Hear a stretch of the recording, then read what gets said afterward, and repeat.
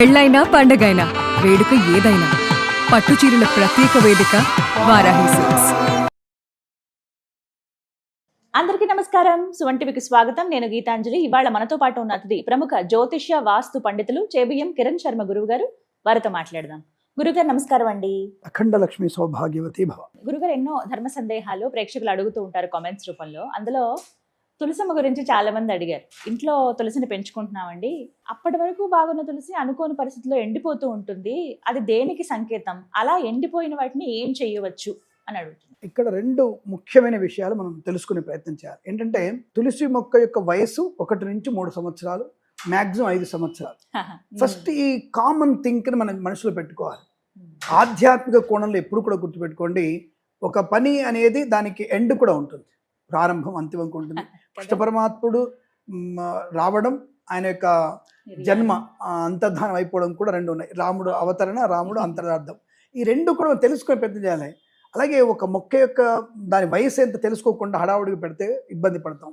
కాబట్టి మీ ఇంట్లో ఒక 2-3 సంవత్సరాలుగా ఇల్లు మొక్క బాగానే పెరిగింది, 4-7 వచ్చి 4 పండిపోయినప్పుడు దాన్ని ఎండిపోయింది అనకుండా పండిపోయింది అంటారు, లేదా పడుకుంది అంటారు.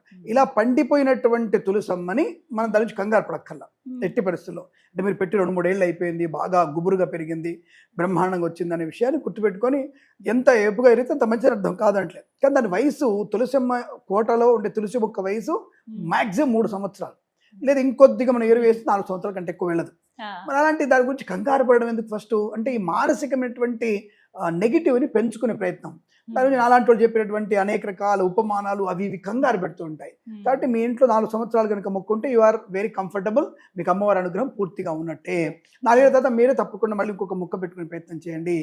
దీనికంటే ముందు మీరు ఈ తులసి మొక్కను పెట్టినప్పుడే ప్రతి 6 నెలలకోసారి ఎక్కడో దగ్గర వెళ్తున్నప్పుడు తులసి మొక్క తెచ్చుకొని వేరే దాంట్లో కుండీలో పెట్టుకుంటే బాగా ఉంటుంది. తులసి కోట కాకుండా వేరే 2-3 పాత్రల్లో కూడా మీరు తులసమ్మని పెంచుకోవడం మంచిది ప్రతి 6 నెలలకోసారి. అప్పుడు మనకి ఇది పండిపోతున్న సందర్భంలో ఫస్ట్ మీకు ఎలా కనపడుతుంది అంటే ఆకులు వడిలిపోతాయి. ఫస్ట్ తులసమ్మ పడుకుంటుంది అన్న అర్థంలో ఆకులు వడిలిపోతాయి, గ్రీన్గా ఉంటుంది కానీ ఆకులు వడిపోతాయి, అంటే ఎనర్జెటిక్ కనపడదు.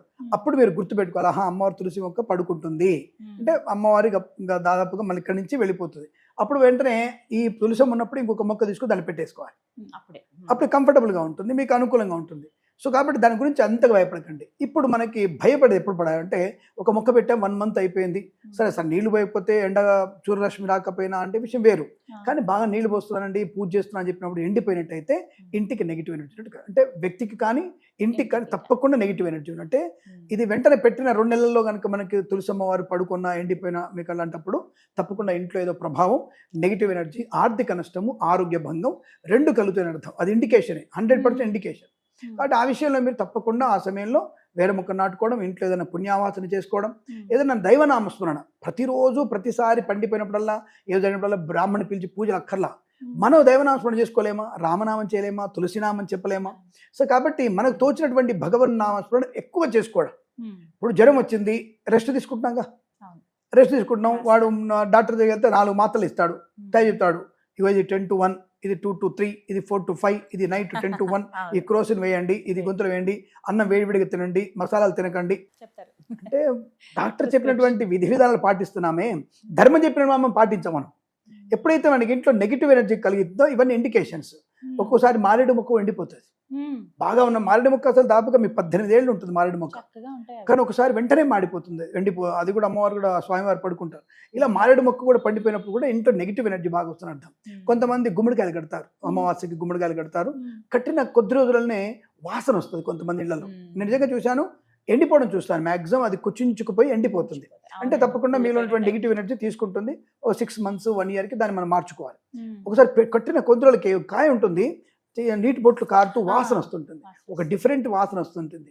అప్పుడు కూడా మీ ఇంట్లో నెగిటివ్ ఎనర్జీ, ఎవరికి అనారోగ్యం వస్తుందని చెప్పి ఇవన్నీ జరుగుతున్నప్పుడు ఇండికేషన్లో తప్పకుండా వ్యాపారవేత్తలందరూ కూడా లక్ష్మీ ఆరాధన చేసుకోవడం, ఇంట్లో ఆడవాళ్ళందరూ కూడా సుమంగళ యోగం కోసం తప్పకుండా మీరు అమ్మవారి దీపారాధన, పూజలు, పునస్కారాలు, నామస్మరణ.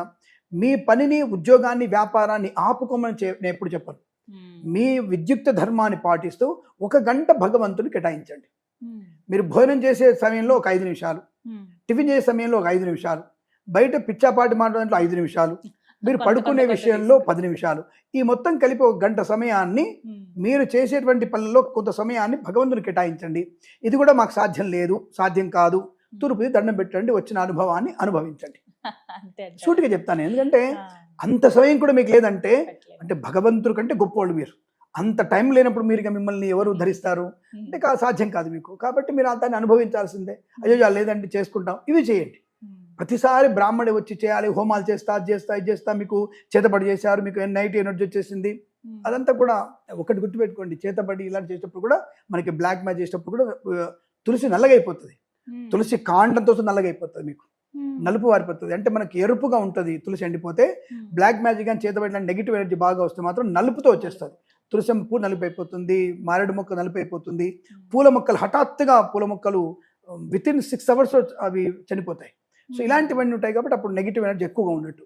దృష్టి దోషం అవన్నీ కూడా అంటే మిమ్మల్ని చెప్పి భయపెట్టాలని కాదు, నేను సైంటిఫిక్గా మాట్లాడతాను. అవతలి వ్యక్తి యొక్క నెగిటివ్ ఎనర్జీ మన మీద ఎక్కువ ఫోకస్ అవుతుంది. Nothing by hypnotise. అవతల వ్యక్తి నువ్వు బాగా సంపాదిస్తున్నావు, బాగా ఉన్నావు, వాళ్ళని గీతాంజలి యాంకరింగ్గా ఫుల్ చేస్తుంది, అసలు మొత్తం సోషల్ మీడియాలో ఆవిడే కనబడుతుంది అంటే అయిపోయి ఎవరో ఒకరు దెబ్బ నజరపడి అదరసరికి గీతాంజలి మంచిది కాదండి, కొద్దిగా ఎక్కువ ఉంది అని అటువంటి నెగిటివ్ అని చూస్తుంది. అంటే ఇది మనకి ఏమనుకుంటాం అంటే అయ్యో నేను అంత మంచి చేస్తున్నా కదండి, మంచి మంచి వాళ్ళు వస్తాను, మంచి పర్సనల్ అడుగుతాను, నేను కామెంట్స్ వచ్చినాయి అడుగుతాను కదా అని మనం అనుకుంటాం. వాళ్ళకేంటి, వాళ్ళకి అది సాధ్యం కాలేదు కాబట్టి, ఆ గుర్తింపు రాలేదు కాబట్టి వాళ్ళు ఈ రకమైనటువంటి నెగిటివ్ మనకి ప్రెస్ చేస్తారు. అప్పుడేమవుతుంది, ఒకరు గీతాంజలి ఎందుకు చేయాలి యాంకరింగ్, సరే ఇంకో ఎల్లమ్మను పెట్టు, ఇంకో పుల్లమ్మను పెట్టు.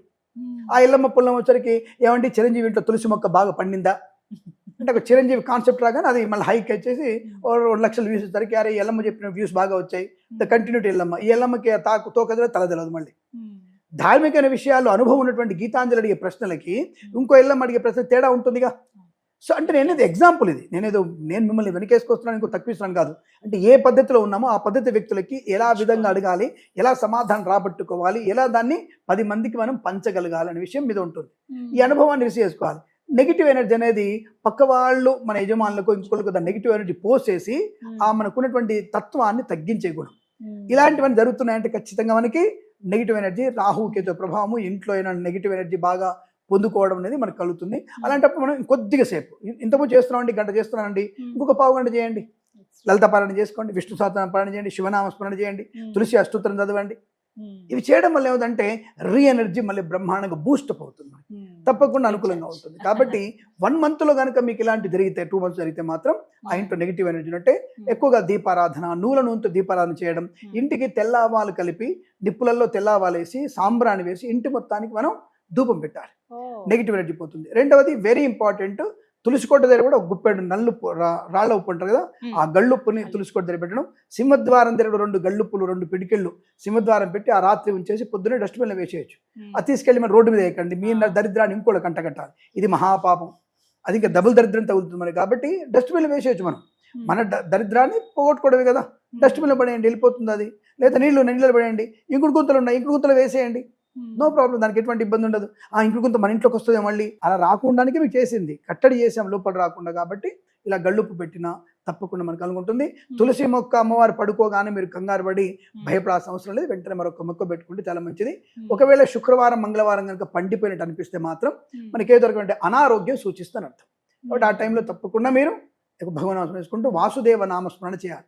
రోగనాశనానికి వాసుదేవ నామస్మరణే అచ్యుతుణ్ణి, అనంతుణ్ణి, గోవింతుణ్ణి స్మరణ చేస్తే రోగనాశనం కలుగుతుందని విషయం గుర్తుపెట్టుకోండి. ఇంకెక్కువగా చాలా ఇబ్బంది, అందరికీ ఇబ్బంది అయిందండి, అంటువ్యాధులు వచ్చేసి అనుకున్నప్పుడు తప్పకుండా సుబ్రహ్మణ్య స్వామి ఆరాధన చేసుకోవడం ఇంకా విశేషం. ఇప్పుడు ఒక్క తులసి మొక్క పండిపోతే ఇన్ని రకాల ఇబ్బందులు వచ్చే అవకాశం ఉంటుంది, మరి జాగ్రత్తగా ఉండడం మంచిది. పరిహారం వెంటనే ఉంది మనకి, దైవనామస్మరణే తప్పకుండా దైవస్మరణ చేసుకుంటే అంత మంచి ప్రయోజనాన్ని పొందుకుంటూ చెప్పవచ్చు. చాలా చక్కగా ధన్యవాదాలు గురుగారు.